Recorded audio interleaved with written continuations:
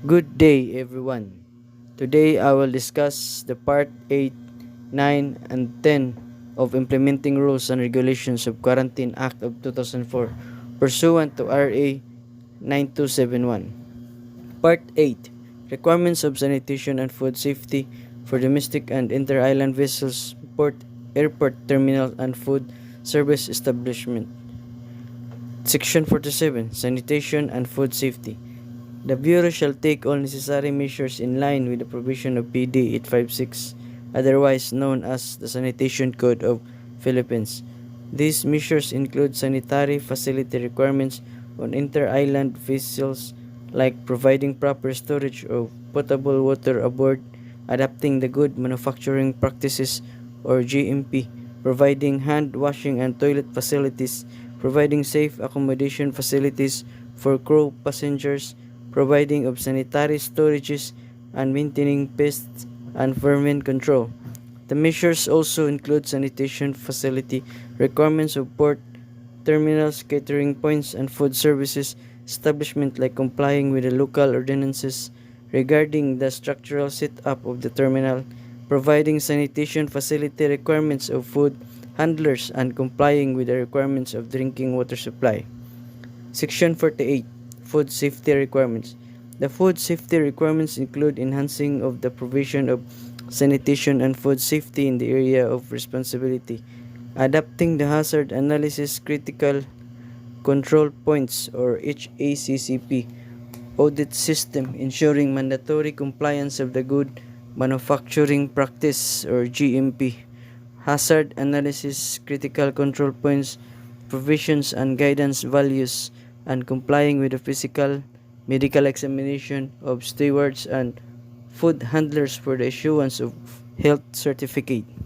Section 49, Monitoring and Evaluation. Certain guidelines will be promulgated by the Bureau of Quarantine in conducting an examination and review of procedures and record of the system with a detailed report of findings. Part 9, Requirements for Cargos and Materials for Medical Transplant and Research. Section 50, Regulations on Importation and Exportation of Cargos. Cargos from plague-infected ports shall be fumigated prior to its unloading in the port. Other cargos that may carry vector-borne diseases and or cargos potentially exposed to diseases shall be subject to quarantine measures. Cargos containing hazardous materials are subject to stringent quarantine inspection and measures. Section 51, Regulations on Importation and Exportation of Materials for Medical Transplant and Research.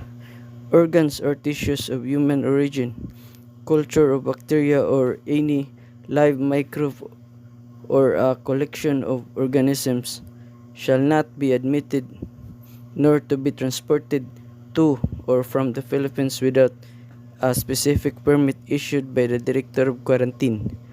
Organs, tissues, or specimens of human origin which are solely for medical clinical research shall secure a quarantine permit prior to its admission or shipment and shall be accompanied by necessary documents secured from the Bureau of Food and Drugs or BFAD.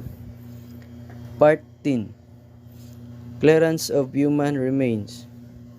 Section 52, Regulations on Clearance of Human Remains. The admission of transporting of human remains into or outside of the country shall be governed by the following regulations such as securing documents for quarantine clearance like death certificates, certificate from consul at the country of origin, health certifications, embalming certificate or cremation certificate for death caused by a highly pathogenic organism or infectious disease.